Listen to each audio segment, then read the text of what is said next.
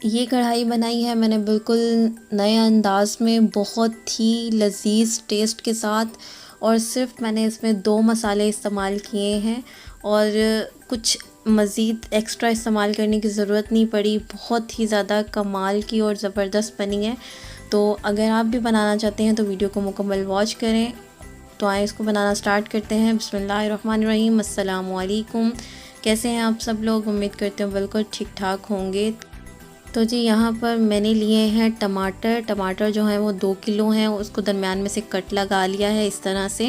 اور اب اس میں شامل کر دیں گے ہم پانی، اور پانی میں نے اس میں شامل کیا ہے 1 گلاس، اور اب ہم اس کو کر دیں گے کور اور اسے پکنے کے لیے چھوڑ دیں گے۔ تو ہم اسے اتنی دیر تک پکائیں گے تاکہ اس کے جو چھلکے ہیں وہ سافٹ ہو جائیں۔ تو دوسری سائڈ پر ہم نے ایک بڑے سائز کا برتن لے لیا ہے۔ میں ہمیشہ چکن کے لیے بڑا برتن استعمال کرتی ہوں تاکہ چکن جو ہے وہ ٹوٹے نہیں۔ تو یہاں پر اس میں شامل کریں گے آئل، اور ساتھ اس میں شامل کر دیا میں نے لہسن ادرک، اور لہسن ادرک جو ہے یہ 1 ٹیبل سپون ہے، اس کو ہم فرائی کریں گے۔ تو اس کو مسلسل چمچ چلاتے ہوئے لائٹ گولڈن سا کلر آنے تک اس کو فرائی کریں گے، اور ساتھ ہی اب اس میں شامل کر دوں گی میں ہری مرچ میں نے لی ہیں بڑے سائز کی، موٹی والی جو ہوتی ہیں وہ زیادہ تیکھی نہیں ہیں یہ۔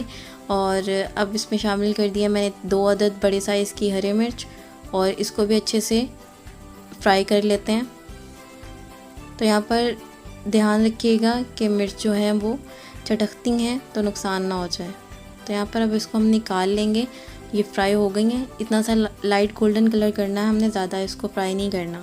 تو یہاں پر میں نے ایک درمیانے سائز کا پیاز لیا ہے، اس کو اس طرح سے کاٹ لیا ہے، رفلی چاپ کر لیا ہے۔ تو اس کو بھی لائٹ گولڈن سا کلر آنے تک فرائی کرتے ہیں۔ تو اب چلتے ہیں ٹماٹروں کی طرف۔ تو یہاں پر آپ دیکھ سکتے ہیں ٹماٹروں کا پانی جو ہے وہ نکل آیا ہے، ٹماٹروں نے اپنا پانی جو ہے وہ چھوڑ دیا ہے، اور اس کا چھلکا جو ہے وہ سافٹ ہو گیا ہے۔ اب ہم اس کو چھلکا جو ہے وہ الگ کر لیں گے، اور اس کا پلپ جو ہے ٹماٹر کا وہ الگ کر لیں گے۔ تو یہاں پر پیاز جو ہے وہ لائٹ براؤن ہو گیا، میں نے ان کو نکال لیا ہے، اور ٹماٹر جو ہیں ان کا چھلکا بھی الگ کر لیا ہے۔ اب اس کو اچھے سے مکس کریں گے، اس طرح چمچ کی مدد سے اس کو مکس کرتے ہوئے پکائیں گے جب تک پانی جو ہے وہ مکمل ڈرائی نہ ہو جائے۔ تو جب تک ٹماٹروں کا پانی ڈرائی ہوتا ہے اب ہم دوسری سائڈ پر آ جاتے ہیں۔ تو یہاں پر چکن کو اچھے سے واش کر لیا ہے۔ چکن جو ہے یہاں پر میں نے 2 kg لیا ہے، اور اب ہم اس میں شامل کریں گے کڑھائی میں اسی آئل میں جس میں ہم نے باقی چیزیں فرائی کی ہیں، اور احتیاط سے اس کو شامل کریں گے اور اس کو اچھے سے فرائی کریں گے۔ تو یہاں پر جیسے ہی چکن نے اپنا کلر چینج کر لیا ہے اب ہم اس میں شامل کریں گے کچھ مسالے، جس میں ہلدی، نمک، اور ساتھ میں کالی مرچ، اور یہاں پر کڑھائی مسالہ۔ تو یہاں پر سرخ مرچ میں نے 1 چائے کا چمچ استعمال کیا ہے، ہلدی جو ہے یہ آدھا چائے کا چمچ ہے، چکن کڑھائی مسالہ 1 چائے کا چمچ، اور نمک حسب ذائقہ یہاں پر میں نے 1/4 ٹی اسپون نمک جو ہے وہ استعمال کیا ہے۔ وہ اس کی وجہ یہ ہے کہ مسالے میں بھی نمک ہوتا ہے اور ہمارے گھر میں کم کھایا جاتا ہے اس وجہ سے، باقی آپ اپنے ٹیسٹ کے اکارڈنگ استعمال کر سکتے ہیں۔ تو اس کو اچھے سے فرائی کریں گے مسالوں میں چکن کو۔ تو یہاں پر مسالوں کے ساتھ چکن کو 5 منٹ کے لیے اچھے سے بھون لیں گے تاکہ مسالہ جو ہے وہ چکن کے اوپر اچھے سے کوٹ ہو جائے، اور بہت زیادہ زبردست خوشبو آتی ہے اگر آپ اس طرح سے اس کو فرائی کرتے ہو نا۔ تو یہاں پر ہم نے جو لہسن، ادرک، پیاز اور ہری مرچ کو فرائی کیا تھا اب ہم اس کا گرائنڈ کر لیں گے اور ساتھ میں اس کا بنا لیں گے پیسٹ۔ تو یہاں پر 5 منٹ ہو گئے ہیں، چکن اور مسالے جو ہیں اچھے سے فرائی ہو گئے ہیں، بھون گئے ہیں۔ اب ہم اس میں شامل کر دیں گے ٹماٹر، جو ہم نے ٹماٹر ریڈی کیے تھے اس میں سے پانی جو ہے مکمل ڈرائی کر لیا ہے، اب اس میں شامل کر دیا ہے، اور اس کو اچھے سے اس میں مکس کریں گے اور فرائی کریں گے ٹماٹروں کے ساتھ۔ تو یہاں پر ٹماٹر جو ہیں وہ اچھے سے مکس ہو گئے ہیں، اب ہم اس میں شامل کر دیں گے لہسن، ادرک اور پیاز کا پیسٹ۔ تو پیاز کا اور لہسن ادرک کو دردرا سا پیسیں گے، زیادہ بالکل جیسے کہتے ہیں نا پیسٹ، وہ نہیں بنائیں گے۔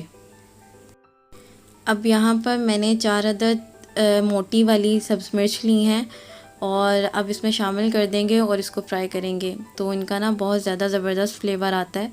تو چکن جو ہے وہ موسٹلی ہر گھر میں ہی پکتا ہے، تو مزید ٹیسٹی بنانے کے لیے اس کو مختلف ڈشز میں ٹرائی کیا کریں، اور کبھی میں تو ہمیشہ ٹرائی کرتی رہتی ہوں، یہ بنا لیا وہ بنا لیا، کچھ نہ کچھ چینجنگ کرتی رہتی ہوں، تو وہ اتنی کمال کی بنتی ہے نا کہ نا کھا کے نا مزہ آ جاتا ہے۔ تو یہاں پر میں نے صرف اس میں 2 مسالے استعمال کیے ہیں اور ان کو اس طرح سے دردرا موٹا سا جو ہے نا وہ پیس لیا ہے۔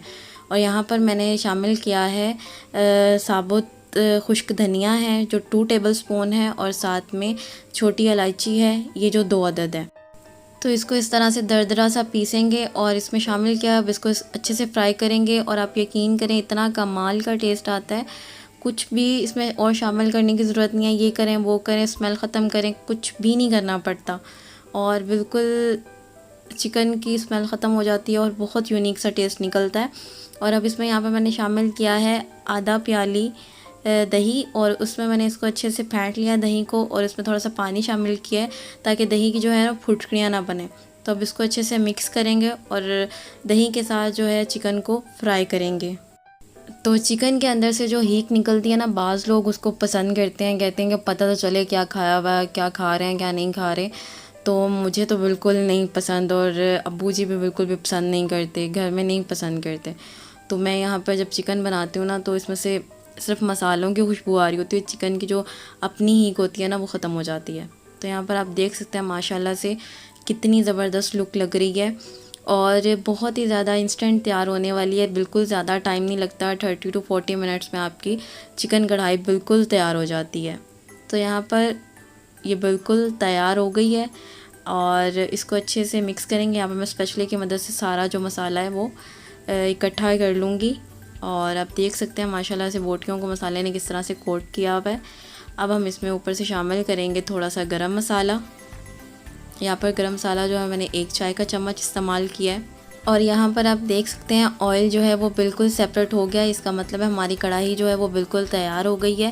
اور اوپر سے میں نے تھوڑا سا ایڈ کیا ہے اس میں لچھا ادرک کا، اور ساتھ میں ہری مرچ کے سلائس۔ تو یہاں پر اس کو دم لگا دیں گے 1 منٹ کے لیے، تاکہ ہری مرچ کا فلیور جو ہے وہ چکن میں مزید مکس ہو جائے۔